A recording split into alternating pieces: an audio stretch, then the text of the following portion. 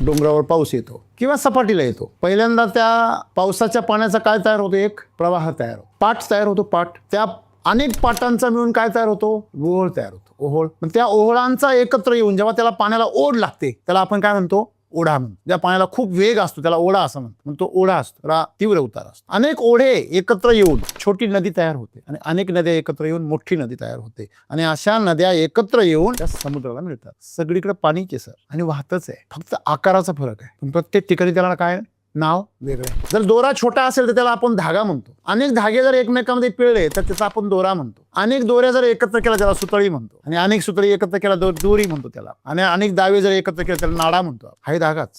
सांगण्याचं तात्पर्य असं आहे, माणसाच्या बुद्धीने हे जे भेद निर्माण केले ना, हे भेद आकलनासाठी केले, बुद्धीच्या आकलनासाठी, तिच्या सोयीसाठी केले. त्यांचं अस्तित्व वेगळं नाहीये. मग अमेरिका जर आमच्या विरुद्ध बाजूला आहे पृथ्वीच्या, आम्ही जर वरच्या बाजूने तिच्या खालच्या बाजूने असलो ते पडत का नाही? या सर्वांना बांधून ठेवणारी एक शक्ती आहे ज्याला गुरुत्वाकर्षण बळ असं म्हणतो आपण, ग्रॅव्हिटेशनल फोर्स. तो हे बांधून ठेवतो सगळ्यांना. पण नुसता बांधून ठेवतं का नाही, तुम्ही चालता, तुम्ही आकाशात उडता, हवेमध्ये तुम्ही भरारी मारता विमानाच्या मदतीने, तरी पण ते पृथ्वीला बांधूनच राहतं. एक अदृश्य अशा प्रकारचा दोरा आहे, तो दोरा घट्टपणे त्याला बांधलेला असतो. शक्तीचा जो दोरा आहे त्याला भक्ती असं म्हटलं आहे. आपलं आणि ह्या प्रकृतीचं एक देवाणघेवाण सतत चालू आहे श्वासाच्या रूपाने. तो धागा जर तुटला तुमचं आयुष्य संपतं. पदार्थ जो आहे तो सतत ऊर्जेला बांधलेला आहे, त्या ऊर्जेच्या कृपेने पदार्थ जिवंत आहे.